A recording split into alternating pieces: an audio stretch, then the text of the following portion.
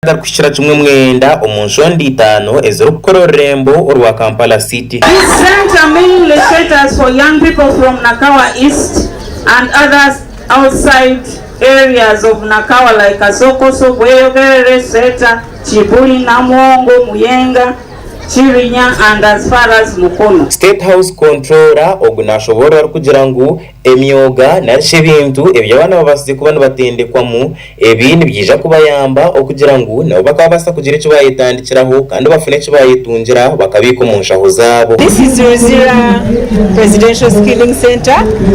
It was started by the president to cover employment in the country. Komishona w'ebihome omwihange rya Uganda Dr. Johnson byabashija ogwasimire President Museveni ahabwo kushanga ngo natera mutochi na mnonga ahariyeje mnyetero kubetine cyo gukora na mnongo mu ndembo ezuru munka Kampala Mbarara hamwe n'imyanya ndijo abasa kubatera amatendekero nkaga ago bari kuzamu bakabasa kugira cyo bayigiramo kandi ogo nagira ngo bwa hati 10 z'imyeto zibasize kugereza ibyayiga kandi zuru munize bisa aho bwa hati. You are not only creating employment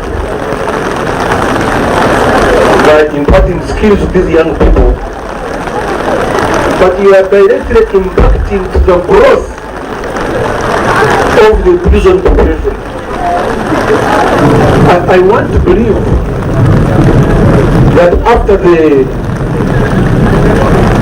the Bush war and after the consolidation of security in terms of growth of the institution of the UPDF, the institution of the police, the institution of the prisons, I think this program is the next revolution. Dr. Faith Katana Mirembe kandogu oyaha kachiko akabibwegese hamwe n'emyoga kando kuri project age ashoborire State House Controller ogari kugira ngo sente zona is government rukushohoza okugira ngo zobase kubana zitebwa mu project age zona nuzukoresebwa kurungi ngo kucuru kubasika okwenda ngo bigendererwa bya project age byona bikabasa kushikira. This money goes to the books, it goes to buy materials, because our training is actually almost 100% practical. And the materials themselves for us in skilling here, every month we spend over 350 million on instructions on materials. So all that is on budget of State House. Umwahabeji obasize kuba natendekwa kandi akaganyurwa mu program eji Lawino Kevin oyemyaka 27 ubwo nagira ngo akakororomuka eyabiretine kantukona kandi yakuzubwa nyina kunga kandi nayo njiragira ngo umwaka gwa 2014 akabasa kuba nabure bishare ebyamugarura hishomero no kwaka imyaka 2 kiyahwireho yagenda yashwerwa yazara abana bashatu kandi umuryaba harimo nabarongo. Before I joined this program, my life was full of challenges. My life was jobless.